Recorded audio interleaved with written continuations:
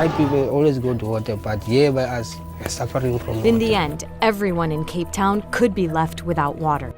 Water, the most precious commodity on Earth. Because unlike any other resource, without water, we simply can't survive. The situation is very bad, but we're coping. We're getting used to this, collecting water every third week. The Earth is 71% water, but we can only use 3% of it, with 2% trapped in glaciers and ice caps. That means 8 billion people are all pulling from the same 1% of water on the planet, and that 1% is running out. Climate change is evaporating our reservoirs. Agriculture is consuming billions of cubic meters each year. And technology is draining millions more to keep our digital world running. All while the global population keeps growing and everyone needs more. Which is why the next world war won't be fought over oil, territory, or ideology. It will be fought over the one thing we cannot live without. Cape Town, it could become the first major city in the world to run out of water. Cape Town, South Africa is inching closer now to day zero. It's just 92 days away from having to shut off most water taps because of a severe drought. To understand why water conflicts might be inevitable, we need to understand the current state of water resources globally. According to the World Resources Institute, 25 countries, primarily in the Middle East, North Africa, and South Asia, are currently facing extremely high water stress. This means they're using over 80% of their available renewable water supply each year, leaving almost no buffer for increasingly common droughts and growing demand. But that's just the surface story. Below ground, the situation is even more alarming. Groundwater, the water stored in aquifers beneath the Earth's surface, supplies drinking water for half the world's population and irrigation for 40% of our food, and we're depleting it at unprecedented rates. Surface water isn't faring any better. Lake Chad in Africa has shrunk by 90% since the 1960s. The Aral Sea lost 90% of its volume. Lake Urmia in Iran has lost 80% of its area in just 30 years. It's important to understand the difference between water stress and water scarcity. Water stress occurs when demand approaches or exceeds supply. Water scarcity is when there simply isn't enough water to meet basic human needs. Today, 2 billion people live in countries experiencing water stress, but an estimated 4 billion, half the world's population, experience severe water scarcity for at least 1 month each year. This seasonal scarcity is critical to understand. Even countries that appear water-rich can face devastating shortages during dry seasons or drought years. In 2018, Cape Town, South Africa, a modern city of 4 million people, nearly became the first major city to run out of water entirely. They called it Day Zero, the day when taps would run dry. Only extreme conservation measures and last-minute rainfall prevented catastrophe. But Cape Town isn't alone. It's not nice. We can't even wash the children, can't make food, we can do nothing, can't even do washing, nothing. Sao Paulo, Brazil, Chennai, India, Rome, Italy, Beijing, China, Mexico City, all major cities that have faced severe water crises in recent years. What's most concerning is the acceleration. Water stress isn't growing linearly, it's growing exponentially as climate change, population growth, and increased consumption converge. In 1950, average water availability per person globally was about 17,000 cubic meters per year. By 2025, that number has dropped to approximately 5,000 cubic meters. That's a 70% decline in 75 years. And these are just the averages. In water-stressed regions, the numbers are far worse. This isn't just a problem of quantity. It's also about distribution, access, and control. And that's where conflicts begin to emerge.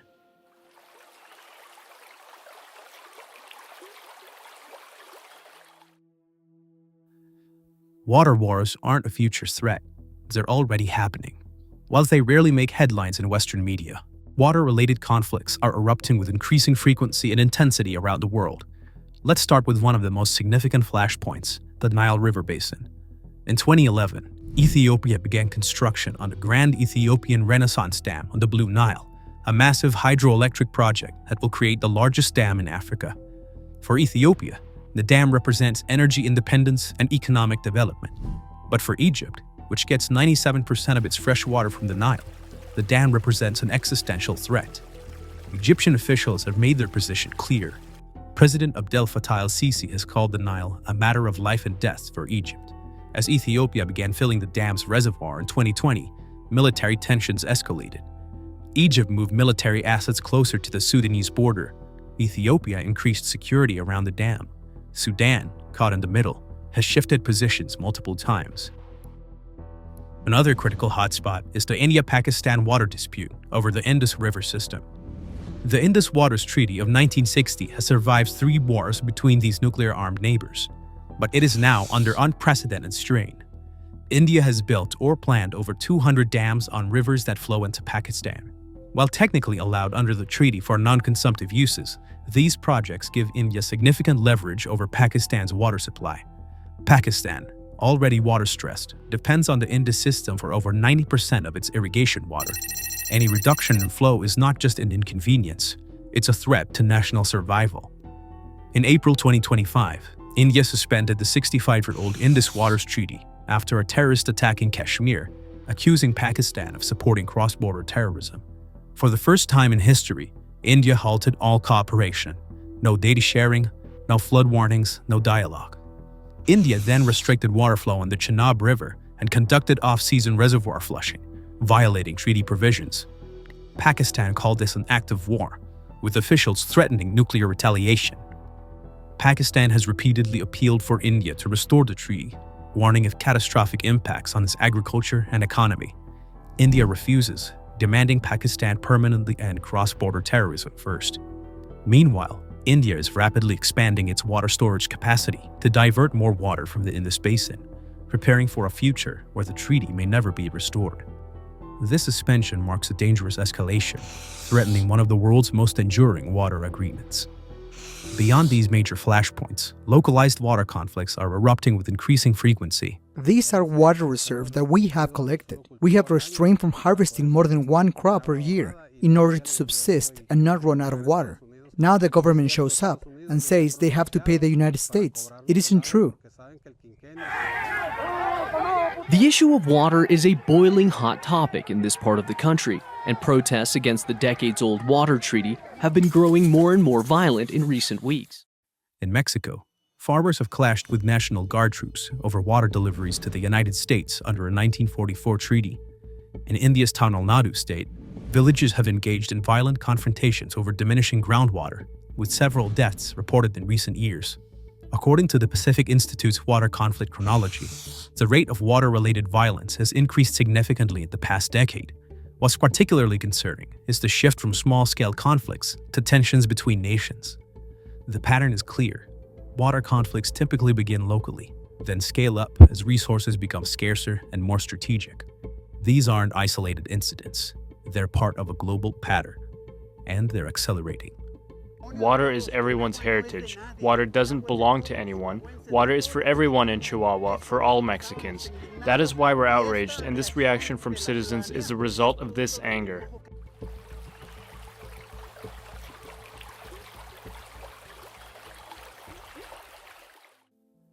The water crisis is here, and it's getting worse. Multiple forces are converging to create the perfect storm for global water security. First and most significantly, climate change. As our planet warms, precipitation patterns are fundamentally changing. Wet areas are getting wetter, dry areas are getting drier, but rainfall is becoming more erratic and extreme. More water arrives as destructive floods that can't be captured, followed by longer, more intense droughts. Pakistan experienced catastrophic flooding in 2022 that submerged a third of the country, only to face water shortages months later. Meanwhile, glaciers, natural water towers that store winter precipitation and slowly release it during summer, are disappearing at alarming rates. Himalayan glaciers supply water to nearly 2 billion people across Asia. They could lose up to 75% of their ice by 2100. In the Andes, glaciers providing water to tens of millions have lost over 30% of their surface area since the 1980s. The second major factor, population growth and urbanization. The global population has more than tripled in the past 70 years and is projected to reach nearly 10 billion by 2050. More importantly, we're concentrating in cities, often in water-stressed regions. Mexico City, built on a drained lake bed, is sinking as it depletes its groundwater. Cairo's population has exploded while depending on a Nile River increasingly contested by upstream countries. Jakarta is simultaneously running out of groundwater while sinking below sea level. Third, agricultural intensification. Agriculture accounts for roughly 70% of all freshwater withdrawals globally. As we try to feed more people, we're dramatically increasing irrigation. In India, irrigated farmland has more than doubled since 1970. In China, it's grown by over 30% just since 2000. The Middle East has expanded irrigation into desert regions using ancient aquifers that aren't being replenished. This leads to our fourth factor, groundwater depletion. We're pumping groundwater far faster than natural processes can replenish it. The Ogallala Aquifer, beneath the U.S. Great Plains, has lost over 280 cubic kilometers of water since pumping began, enough to fill Lake Erie. Parts of it will be effectively depleted within 20 years. The North China Plain Aquifer, which supports over 200 million people, could be depleted within 40 years at current rates. The Arabian Aquifer system, serving over 60 million people, is being depleted with virtually no natural recharge in the arid climate. Finally, economic development is dramatically increasing per capita water consumption. As countries develop, their water footprint grows. Industrial processes, energy production, meat-heavy diets, and consumer goods all require substantial water outputs. It takes 2,500 gallons of water to produce a single pound of beef, 1,800 gallons for a pair of jeans, 600 gallons for a smartphone. When you combine these factors, climate change, population growth, agricultural demands, groundwater depletion, pollution, and increasing consumption, you get a crisis that's accelerating exponentially. We're approaching multiple tipping points in the global water system. Once certain aquifers are depleted or watersheds collapse, recovery becomes not just difficult, but potentially impossible on human timescales. The math is simple and alarming. Water demand is growing rapidly, while sustainable supply is shrinking. By 2030, global water demand is projected to exceed sustainable supply by 40%. And when essential resources become scarce, conflict follows.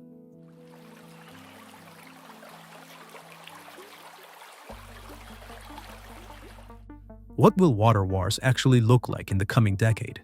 Not necessarily traditional warfare with armies facing off across borders, though that remains possible in extreme cases. Water conflicts are more likely to manifest in several distinct forms. First, strategic control of water infrastructure.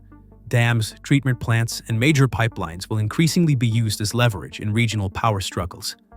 Upstream countries can weaponize water without firing a shot, simply by controlling flow. When Turkey completed the southeastern Anatolia project, reducing water flow to Syria and Iraq by up to 80%, it gained enormous geopolitical leverage without military action. Military strategists have identified 263 transboundary river basins where such leverage could be exercised.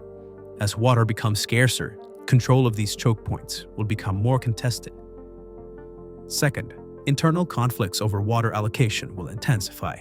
We're already seeing this in Chile, where water wars between agricultural corporations, mining companies, and local communities have turned violent.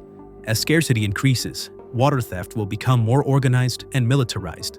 In Mexico, water theft by criminal organizations has already become a multi-million-dollar industry. Third, mass migration driven by water scarcity will create new security challenges. The World Bank projects up to 700 million people could be displaced by water scarcity by 2030.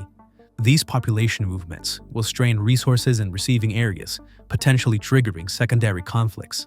We've already seen this pattern with Syrian refugees in water-stressed Jordan and Lebanon. By 2030, analysts project at least 30 countries will face extremely high water stress, many in already volatile regions with weak governance structures. But this future isn't inevitable.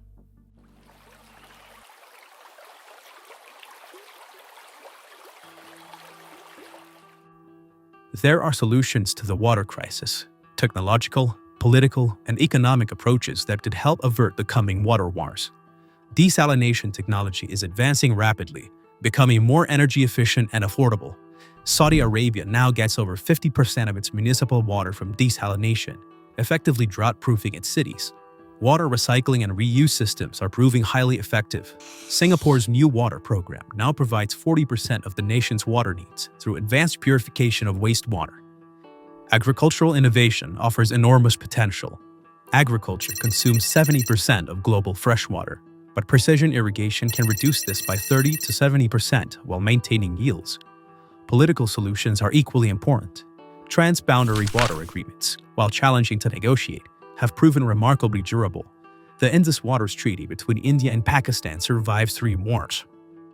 Nature-based solutions like watershed restoration and reforestation can increase water retention and quality.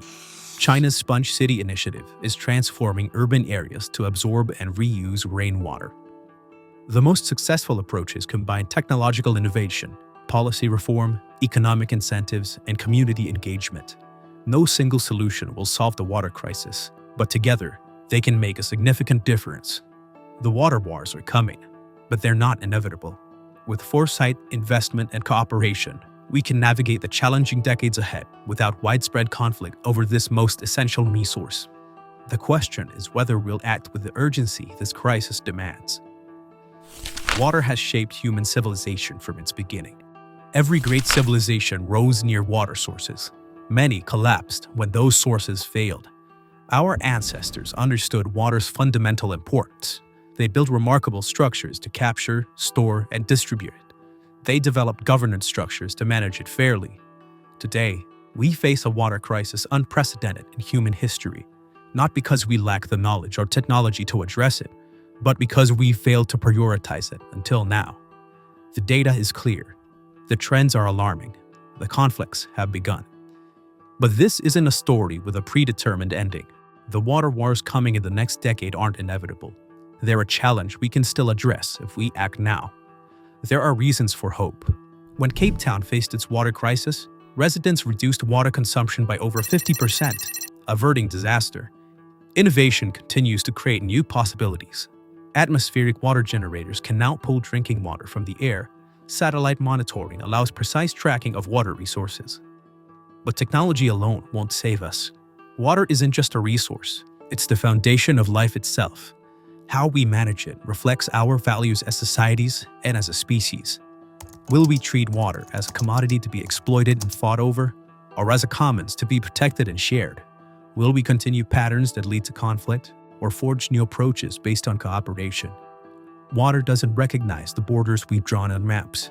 It flows according to its own logic, connecting rather than dividing.